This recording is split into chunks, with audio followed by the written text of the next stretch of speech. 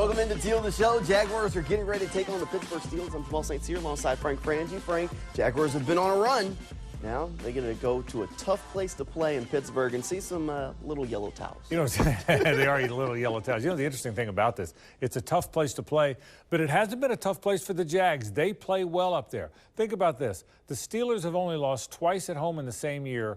Twice ever, and it was the Jags both times, in 07 and, of course, in 17. So Jacksonville doesn't back down from Pittsburgh. They're one team that's not afraid of the aura. They're not afraid of the history. Like Trevor Lawrence said, they'll wave the little yellow towels the whole bit. I think Jacksonville's ready to play this game. I think they match up very well with the Pittsburgh Steelers. It's going to be a fun game to watch. All right, the little yellow towel bit, maybe the Pittsburgh Steelers, or at least the Pittsburgh fans, looking for a little bit of bulletin board material. And there's been no shortage of that this week. George Pickens said that he thinks the Jaguars defense is a hope defense, that they just kind of hope that they can get things done. Doug Peterson said he doesn't take a whole lot of stock into bulletin board material.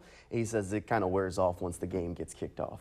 During the week, it can spur some motivation, and maybe early in a football game. I think once you kick the ball off and you play, it's a ball game, you know, and the guys are playing hard, but you don't ever want to give too much, you know, information for one team. I do think it can, you know, it could probably maybe motivate a little bit, you know, during the week.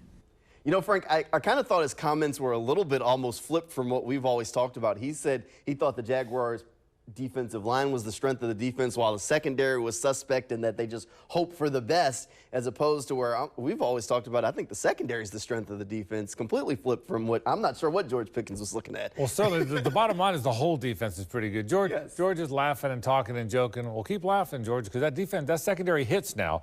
Andre Sisco hits. Rayshon Jenkins hits. They hit back in that secondary. But, yeah, I think the bottom line is people still aren't respecting the Jaguars' defense. The rankings aren't always great. There's some areas where they don't rank very high, but they're better than what those rankings tell you. It's a pretty darn good defense. You know what's good, Jamal? The middle of that defense is really good. If Devon Hamilton can come back, and it looks like he might be able to, the two inside linebackers, the two safeties, it is a physical defense in the middle. And I think George Pickens is probably going to find that out. That'd be my guess. All right, since you brought up Devon Hamilton, let's talk about him for just a second. He's been back out on the practice field with the team for a couple of weeks.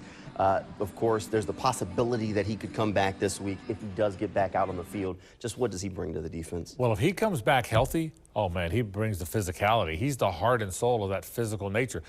When they drafted him, I thought he would be, out of Ohio State, kind of a two-down guy, a two-gap, big physical two-gap nose guard, and that's all he could do. Man, he's way more than that. He forces the pocket or collapses the pocket in pass rushes. He's a very good player on third down. He's a three-down guy, and he's a really good player. Now, how healthy will he be? We will see. Remember now, this could be a game where he doesn't play on third down. This could be a game where he doesn't play as many plays as he normally would play. We'll see how they choose to use him. But the book on him, or the talk is that he will be back. And I think that having Devon Hamilton back, you know what else, Jamal? Just having him back, having his presence back. He went through a tough time, and everybody knows that. And it's a close locker room. So I think there will be some emotion that is gleaned from having him back in uniform playing with the Jaguars. I'm thrilled for Devon, and I'm thrilled for all of them. Devon Hamilton does a lot of the dirty work, so he may not always get all of the glitz and glam from the fan base of knowing what he does, but he frees up a lot of the rest of his teammates to go out there and make plays. And you know what, since we're talking about the dirty work, let's talk about gritty, not pretty, Frank. So Foye Oluokun, after the last win, said he thinks this team is gritty, not pretty. And he kind of said that, look, there are a lot of guys that have been slept on, but they get the job done, and ultimately they just find a way to walk out with a win. It don't really matter the circumstance. We got to find a way to grind out a win. So it's not about the Hollywood stuff, not about people talking about you. It's not about nothing else except what's in front of us. So all the way through the game, whatever happened in the beginning, we got to focus on the now. Ups and downs, focus on the now. And that's what we've been doing for the past couple of weeks. It's been working out for us. It does explain his team well. We got a bunch of guys that come from backgrounds of like being slept on, not being the guy in the locker room, and then you bring that all together and you just got a gritty, not pretty group. May not be pretty, definitely going to be gritty. I mean, I love it. That's kind of the identity of this team for sure. You know, Frank, that's kind of what the NFL is these days. You want a team that's gritty, not pretty, because every win in the NFL isn't going to be pretty. It's not going to be perfect. You just want to find a way to get it done. It also tells you how different this team is than some of their predecessors. The 2017 team, Jamal, well, they're pretty too. They had Jalen Ramsey always smiling and talk trash talking, and Yannick Ngakoue and Dante Fowler. That's how those guys played. This group doesn't do this. These guys are blue-collar guys. They come to work with their lunch pail. I know that's a cliche, but they're like that. They're a physical, tough-nosed group. And that's, I think, what Foye meant. And I think he's right. It's a tough nose. They're not worried about acclaim. They're not worried about how many Pro Bowl votes they're going to get. They're not worried about whether they're on SportsCenter. They hit you hard, and they try to win the football game. I think that is the identity of the defense, and I think it works for them. This week they're going against a team that's known for historically being a gritty, not pretty kind of team against the Pittsburgh Steelers. So it's going to be a tough game. It's one that we're going to keep our eyes on. We'll talk a little bit more about that matchup coming up when Teal the Show returns right after this quick break. Welcome back into Teal the Show. All right, it's time to talk a little bit more about the Pittsburgh Steelers. Frank, this isn't the traditional Pittsburgh Steelers offense that I think a lot of people have known if you've watched football for a while. Steelers used to be that ground and pound. That was what they are. This isn't that kind of team, though. Really, I don't think it's a team that's very good on offense. You know what I think the Steelers are, Jamal? They are team teen. You know what team teen means?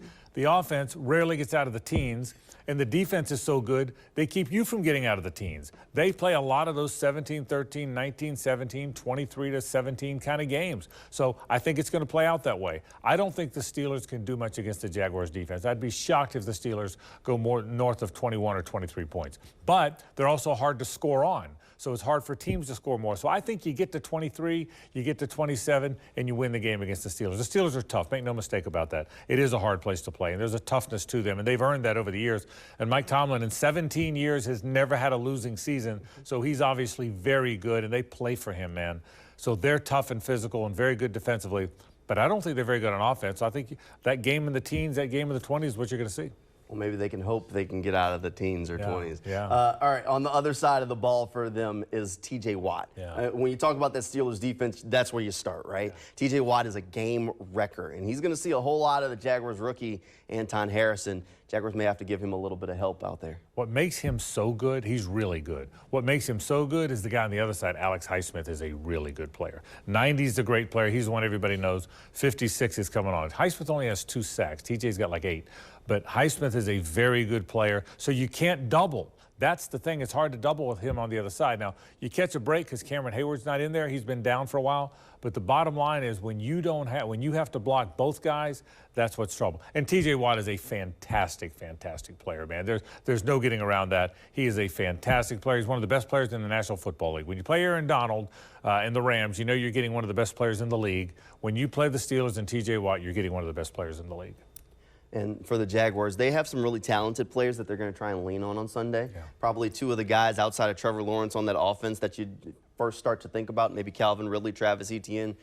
Travis Etienne's been rolling, finding the end zone week after week, while Calvin Ridley's been a little quiet. Ridley said he's not really worried about those targets as much. Ultimately, he just wants to win football games.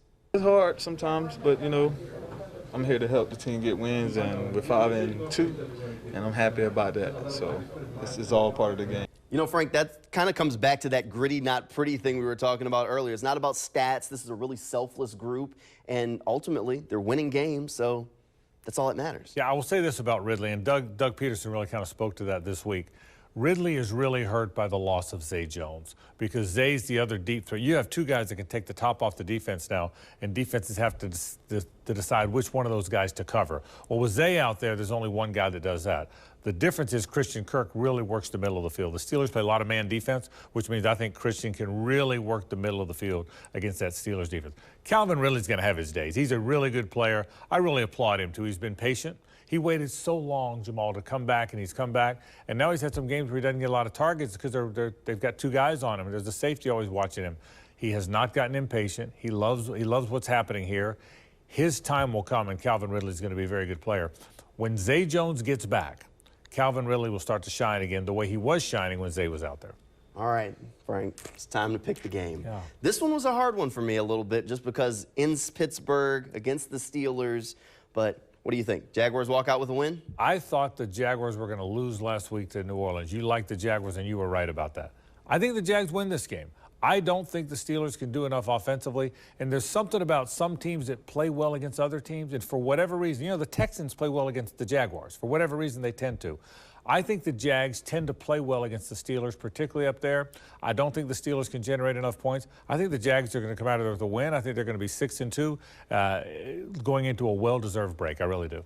That sure would make that bye week that much sweeter if they can roll out with another win. I'm with you. I think they will escape Pittsburgh with a win. It's just one of those kind of games, and I'm not sure the Steelers are that kind of team that can really take advantage of some of the errors that we've seen other teams. One Jaguars player you think is key outside of Trevor Lawrence, of course.